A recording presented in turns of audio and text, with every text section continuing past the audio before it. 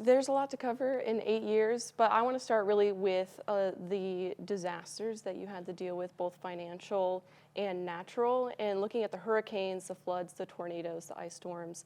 What have you learned most about the state's vulnerabilities that may have been exposed before and after those disasters? Well, I think it's pretty clear to me and to most people who've been paying attention, Louisiana is more adversely affected by climate change than any state in the nation. And this is because of the increasing frequency and severity of storms, such as named storms, tropical storms, but more importantly, hurricanes. Also sea level rise, subsidence, and you name it. But it's also manifested itself this year with a prolonged drought, with the hottest summer ever recorded, the longest drought, the wildfires, which, that's not something we normally contend with, low Mississippi River levels that have allowed saltwater intrusion to compromise drinking water systems in lower Plaquemines Parish, but threaten those as far north as Jefferson Parish. So climate change is real. And so we've certainly seen that in Louisiana. I think that gives us a special obligation to reduce CO2 emissions, for example, because we know that contributes to global warming, and we're contributing more CO2 emissions per capita than any other state. But it also affords us a tremendous opportunity to leverage the energy transition for more investment, more job growth, more opportunity and prosperity in Louisiana, because we know that private capital all around the world in the billions and billions of dollars are flowing towards low and no carbon energy, towards reduction in CO2 emissions. And so this gives us a real opportunity as well. And by the way, the fact that we've been more adversely affected, I think, is borne out by recent studies by the New York Times and others that show damages from natural disasters on a per capita basis have been higher in Louisiana than in any other state. And then the other thing about natural disasters, I will say, we are very blessed to have wonderful public servants, from the parish offices of emergency preparedness to the folks at GOSEP, but we have the best National Guard in the country, and the state police have always performed magnificently in these natural disasters, and other state agencies. And we've had good relations with the White House under all the administrations that I work with, and with FEMA. And so the people of Louisiana are really well served by the wonderful public servants who prepare for and respond to natural disasters. And I think one of the reasons that they're so good is because we have more experience than we would like. But it is a blessing when you have to call on them. And I heard you talk about how, Louisiana is very resilient, but it would be nice if we didn't have to be so often. And you really put a lot of investment into coastal protections and restoration. And, our coast is a working coast, so when these storms hit, it's lower income folks who are really impacted by this. So looking especially at South Louisiana, what does Louisiana really need to focus on to make sure that those folks don't take such bad damage when these storms do come? Yeah, well, so obviously the two main perils are water and wind.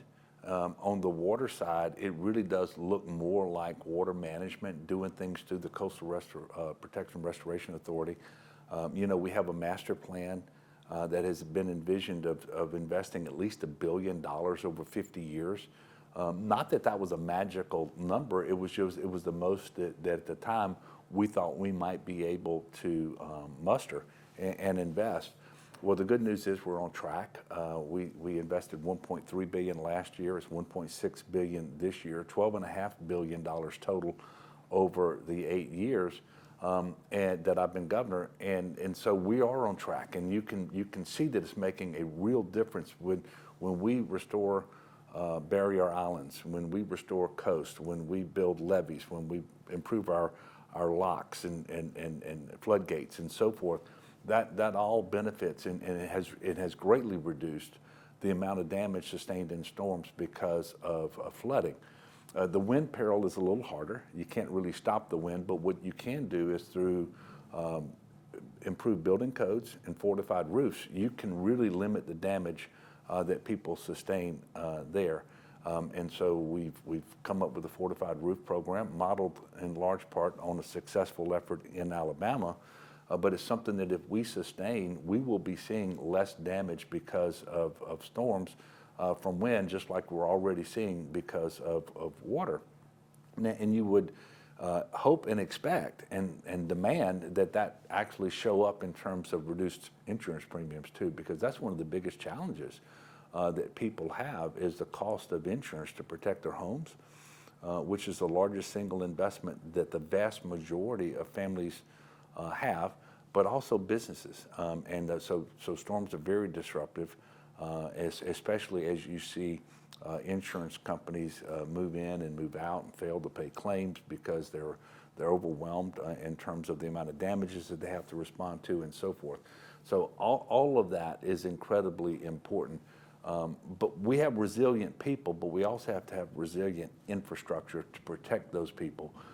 Because it's true, unlike a generation ago, 2/3 of the people live in South Louisiana now, and closer and closer to the Gulf, and that exposes them to more damage. So there's some things that we just have to do, and you have to sustain these investments over time, because there's no reason to sit here today and believe that the worst is behind us. And in fact, there's every reason to believe that it's just going to continue and may, in fact, grow worse over time. And so these investments have to continue as well. And I'm very gratified to tell you that we've made record investments in coastal restoration and protection. One of the reasons is we've run a surplus every year that I've been governor, and 1/3 of the discretionary portion of the surplus has always gone to the coast. And so that's on top of the normal dollars that we had intended to put towards the program. And then you add that to what the federal government provides. And it's been just tremendous. And, I think the news broke this morning about a settlement in Cameron Parish with large oil companies relative to damages along the coast. The reason we intervened in that litigation many years ago was to make sure that damages paid actually go to our coastal restoration and protection efforts, building projects that are in the master plan or consistent with the master plan. And while that settlement is not complete, that's why we intervened. And I can tell you today that all of the money that we receive as a state in settlement payments will go to restore the coast. And another challenge that you had to deal with, obviously, was the pandemic. And there were many highs and lows throughout that whole process, but were there any moments that really made you sit back and say, Louisiana's in danger here, or this is a very difficult situation that I have to make hard decisions in? Well, first of all, I wouldn't wish that situation on any future governor of this state or any other. But it was leaders of families, of businesses, of churches, of you name it, all had very difficult decisions to make. I would remind people, because sometimes the passage of time kind of causes memories to fade, but there was a period of time in late March, early April of 2020 where the highest growth rate in cases of COVID being measured anywhere in the world was in Louisiana. And we were talking every single day with CEOs of our major hospital systems and their medical directors. And then as time went on, with all of our small rural hospitals and community hospitals as well. And there were times when we were at the absolute brink of exceeding their capacity to deliver care. And it turned out to be a challenge that was more related to the availability of staff and not necessarily beds, because you had nurses and respiratory therapists and doctors and others who were getting COVID themselves. And they couldn't work. At the same time, the hospitals were being flooded with COVID patients. And so that was very difficult. And so you asked, was there a time? Yes, because we were very, very worried that our hospitals might have to resort to crisis standards of care, which that doesn't mean much to most people. I can tell you it looks a lot like that old show MASH, when you have an Army surgical hospital and they get a lot of wounded people in, and those that they figure just aren't going to make it regardless of whatever efforts they can put forth, they are put to the side so that they can work on those people that they believe that they can save. We didn't get there in Louisiana, but we came very, very close. And I can tell you, every time we put an order out there that called for a mitigation measure, it could have been masking, social distancing, whatever. It took about 14 days, but we began to see right at that 14th day declines in percent positivity of the tests being administered, declines in the number of cases, declines in the number of hospitalizations, and so forth. But there were times, especially in that first year, with the various surges that we had, where it was very, very challenging. And you know, we engaged in a lot of prayer, but we also did an awful lot of work with the hospitals in particular. But that was another case where the Department of Health performed extremely well. Dr. Alex Bu at first, Dr. Joe Canner replaced him. But the National Guard did things that most people have no idea in terms of running PPE operations out of warehouses to keep hospitals supplied. They did the same thing on vaccinations and vaccine, and then they started administering their own vaccinations. So yeah, I would tell you there were times when we were very, very concerned about the pandemic. And what I think people didn't understand, it wasn't just the people who needed help because of COVID. When you had the COVID pandemic, you didn't stop having heart attacks and strokes and automobile accidents and all of those things, and those people needed care too. But if a hospital didn't have the capacity to deliver care, it couldn't care for anybody for any reason, right? And so every time we took a major action, it was to try to preserve our ability to deliver care in our hospitals. And the pandemic also revealed that so many people in our state, their livelihoods are really teetering on the edge of if they make it or not. And so from what you learned in that situation, what legislation have you tried to put forth since then, or do you believe parts of our community really needs to have extra focus so should anything like this ever happens again, that people aren't left, behind? Yeah, well, we've taken a lot of action. Some of it required legislation, some of it didn't. So we realized early on, and we were the first state in the nation, I believe, to talk about the disparate outcomes. For example, early on in the pandemic, about 70% of our deaths were among African Americans, whereas they only make up a third of our state. And it attributable to a number of things, but they, on average, African Americans probably went into the pandemic with a higher percentage of folks who had the comorbid health conditions, whether it was hypertension or diabetes or heart problems or whatever that made them especially susceptible. They had the types of jobs that would expose them to COVID more often, and so forth. And so we really did highlight that. We created a task force to study that, to better communicate, to make sure that we were coordinating resources in the communities, making it as easy as possible for these populations who were more adversely affected to have the benefits of things like vaccines and PPE and so forth. And in short order, they really started to make a tremendous difference. And by the end of the pandemic, that disparity in outcomes was completely erased. And we actually ended up, if memory serves me, we had a higher percentage of African Americans ultimately vaccinated than we did white Louisianans. And so that really worked. So it wasn't all legislation, it was some other things that we did. But the ability, and this was very controversial, and although I have good reason to believe that a majority of Louisianans always supported and continue to support the measures that we took, which were all consistent with best practices coming from epidemiologists and infectious disease experts, but also the things that we were being asked to do out of the White House Coronavirus Task Force. There were obviously here, as there were elsewhere, some groups of people who were very vocal in their opposition to the mitigation measures. One of the things that I did as governor was veto anything that would limit my ability as governor or future governors from exercising the authority that they need to exercise in a public health emergency in order to keep people safe and preserve the capacity to deliver health care. And we saw effort after effort that would come through the legislature. We saw effort after effort that would needlessly and I think dangerously undermined confidence in public health measures, in vaccines, and so forth. And so really pushing back against those things I think was incredibly important, so that should that ever happen again, and I pray that it doesn't, and on average I think it happens once every 100 years, so we may never see it again.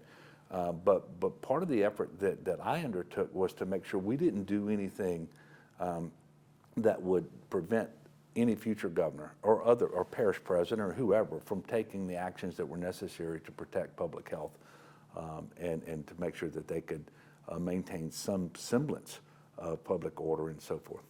And the pandemic brought in a lot of federal money, and everyone knows what you did to try to get the budget balance when you first took office. And we've had all these surpluses so we can make these major investments into early childhood education and other infrastructure. So what has been your suggestion to the future administration or the legislature to keep from going back to where we were when you started, but also continue these major investments that people have come to enjoy, such as early childhood? Yeah, so there were some stimulus opportunities that came out of the Trump White House and Congress back at the outset of COVID, and that continued under President Biden and Congress as well. But that all came out after 2020. I became governor in 2016 when we had a $2 billion shortfall in the first full fiscal year that I was governor. That was a little more than 20% of all state general fund in the budget. And that came after several years of the largest disinvestment in higher education in the nation, where we had cut critical priority funding across the board and so forth. And so we made decisions right then that we were going to first stabilize the fiscal situation of our state, set the stage for growth and revenue as the economy grew, and that is in fact what has happened.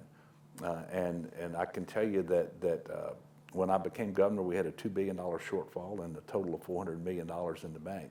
Today we have a balanced budget and $3.2 billion in the bank in two savings accounts. So it's very, very different situation. And on top of that, it really has been the growth in the economy that has fueled this. We have the lowest unemployment ever measured at 3.3%, the highest gross domestic product ever in Louisiana, and the 10th fastest growing in the country right now, the highest personal income ever. And we've had 3 years with more than $20 billion in announcements for economic development projects for the first time ever, largely driven by clean energy and low carbon energy projects in Louisiana. So my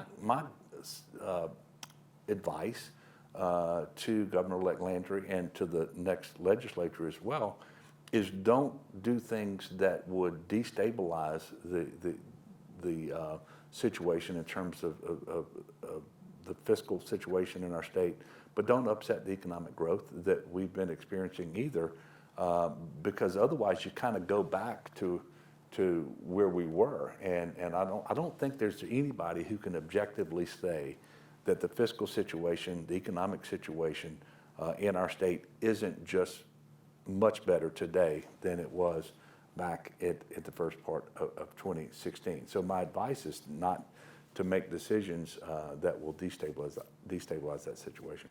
And also during your time in office, you've passed major criminal justice reform, and already we're hearing calls to undo some of that, such as undo the raise the age, and there's going to be a criminal justice session next January, most likely. So what are kind of your thoughts on the legislature and the governor-elect wanting to undo some of that work? Yeah, I think it'd be a terrible mistake.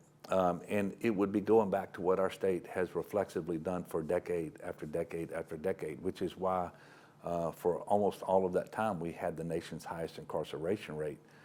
We were spending more than we could afford on a criminal justice system and on incarcerating all of those individuals, and we weren't safer as a result of it. But because of the criminal justice reforms, we've saved about $150 million. Over $100 million of that has been reinvested in anti-recidivism efforts, more education and training of inmates, but also better serving victims of crime and so forth. And there is no evidence to suggest that the increase in crime that was experienced here in Louisiana was a result in any way from those criminal justice reform efforts. And in fact, the increase in violent crime happened across the country. And it happened in states that had not done any criminal justice reform. And in most of those states, the increase in crime was more pronounced than it was here in Louisiana. And we also know that almost exclusively our efforts, which were very bipartisan in nature, received huge votes in support. Every single measure was supported by the District Attorneys Association, for example, that those were geared towards nonviolent, non-sex offenders. And I'm proud that we've been able to reduce the number of people who are incarcerated in Louisiana.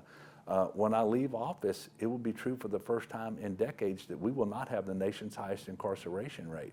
And we already see, just like in the rest of the country, we went into COVID, and about 6 months later, you could start seeing an increase in crime.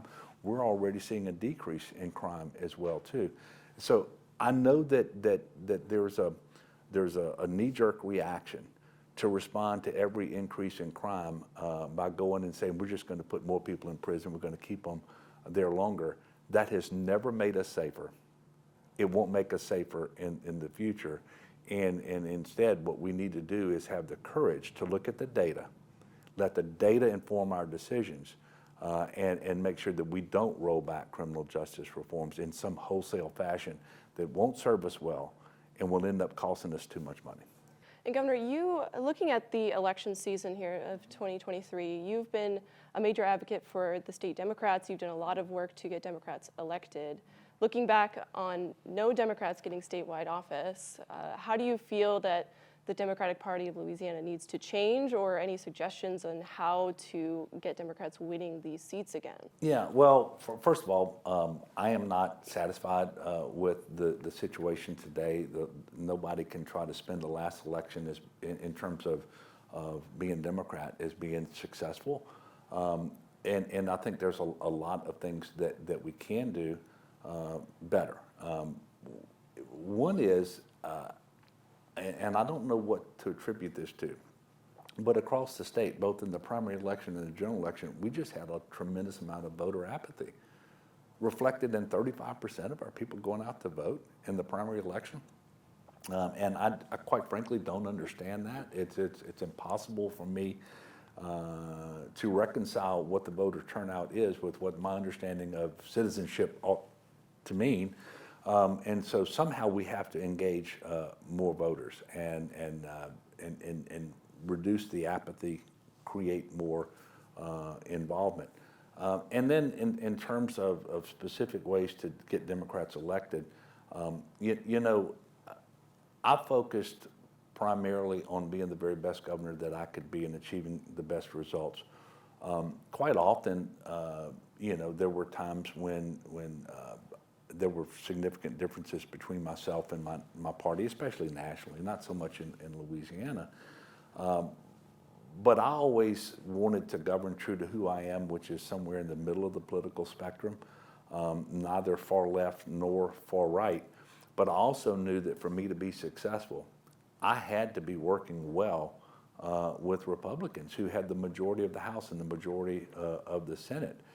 Because the biggest challenges facing us were going to require at least a majority vote in the legislature, and in many cases, a 2/3 vote. And so I made a conscious effort early on to have the best working relationship that I could with everybody in the legislature, regardless of party. And I don't think that would have been possible if I had been hyper-partisan and going out and trying to win every possible election and defeat every Republican running and so forth. And so I put the focus on achievements as governor in a bipartisan way above just the daily politics of the situation. And I know there are some people who find fault with that. But at the end of the day, I would much rather be here talking about ways the Democratic Party can do better in the future in winning elections than I would be about why we came up short on things that we were trying to do as governor to serve the state of Louisiana. And I'm very, very proud to say that by many objective measures that are critically important to our state, we are just so much better off today than we were when I became governor. And had I been hyper-partisan, that would not have happened. I firmly believe that. And you're the only Democratic governor in the Deep South right now, and we see, especially in Louisiana, this hard swing to the right with the supermajority in the legislature and the way voters are turning out for this election. Do you feel that a Democratic governor could happen again in Louisiana, and how could you make that happen? Well, I think it can, and I think it will. And, you know, historically speaking, and of course, it's kind of like when you hear somebody and they're advertising a financial service and they say, you know, past performance is not indicative of future results. You can go back to 1972, and every Democratic governor has been replaced by a Republican who's been replaced by a Democrat. And I think that that's likely to continue.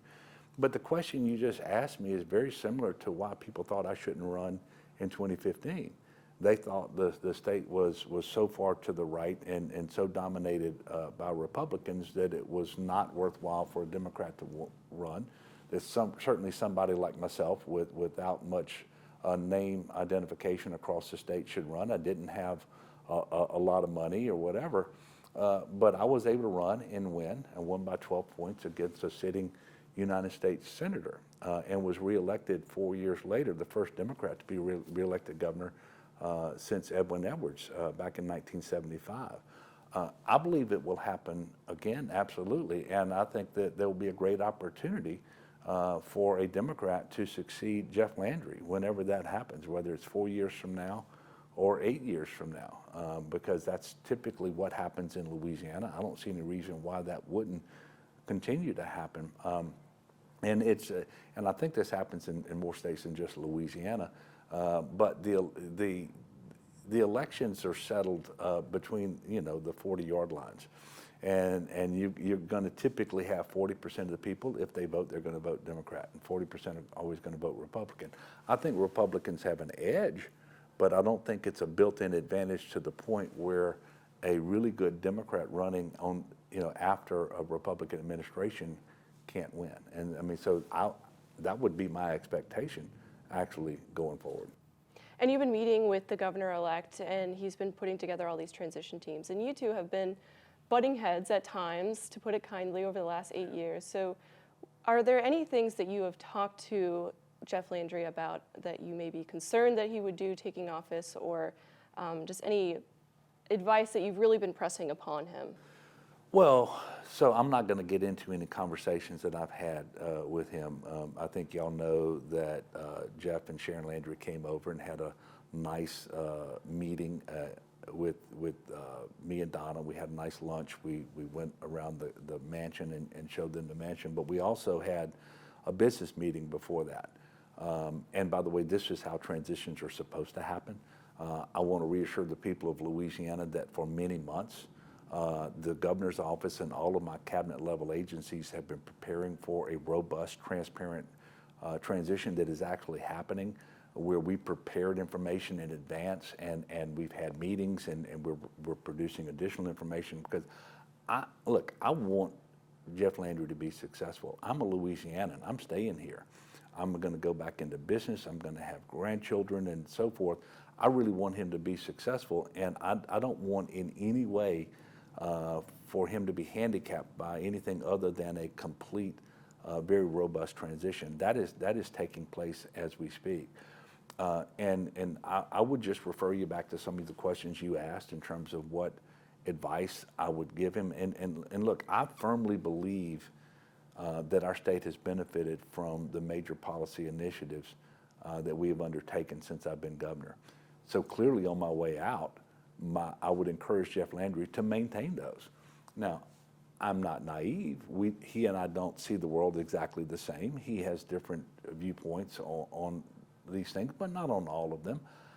You know, for example, I cannot imagine he would undo the Medicaid expansion, which has been tremendously positive for our state. We now have an uninsured rate that is lower than the national average, when we had one of the highest rates in the country when I became governor. This helped us solve our budget problems. It better reimburses hospitals. It makes available more mental health treatments and addiction disorder treatments, both inpatient and outpatient. I can't believe that he would do that. And I don't similarly believe he's going to try to undo the ITEP reforms.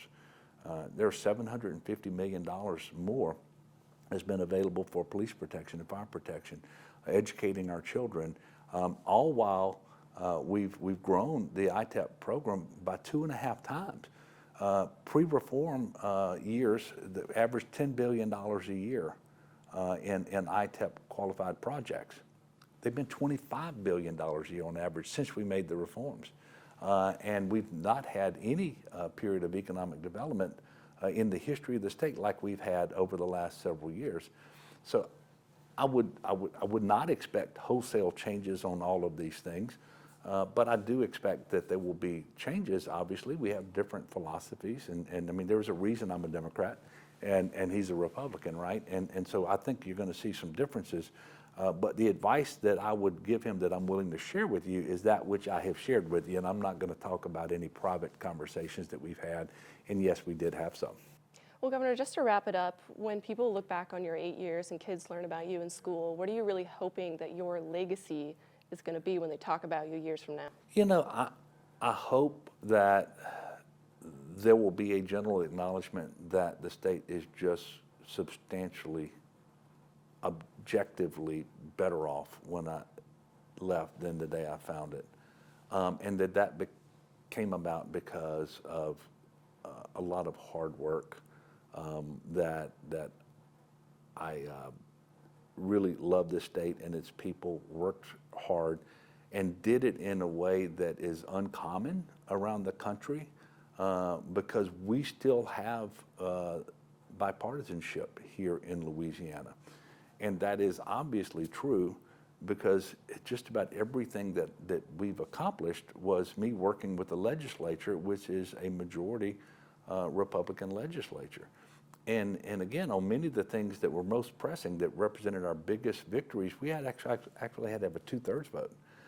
So it's very, very difficult, but we were able to do it in Louisiana. You don't see it many places around the country. And it's not all attributable to me and my efforts. We have some really good public servants in Louisiana, Democrat and Republican alike. And we have really good citizenry that will demand that leaders sit down and talk to one another and work together. And that is to our benefit, in contrast to what we see too often in Washington, where people won't even vote for what they agree with if the person who sponsors the legislation is of the opposite party. But there's a cautionary tale there too, because we don't want to become that. And there's some reason to believe that that's sort of the road that we're on. I hope that's not what happens to us. So I do hope that years from now, when they look at the work that we've been able to do over the last 8 years, they will be able to say, much better off when he left than when he found it. Critical investments in the most essential priorities were improved substantially, and the results were achieved because of bipartisanship, and that's would be my hope. The other thing that I hope people will understand is that my wife has worked extremely hard as First Lady. Just like we're leaving the state better off, that governor's mansion is better off, but more than that, her efforts around music, art, and movement in public schools, promoting the foster care program, in particular adoptions out of the foster care program, and her work on human sex trafficking awareness and prevention. She has had a full-time job with zero pay, and every single day she was engaged in those efforts, and I'm extremely proud of her as well. Thank you so much, sir. Thank you.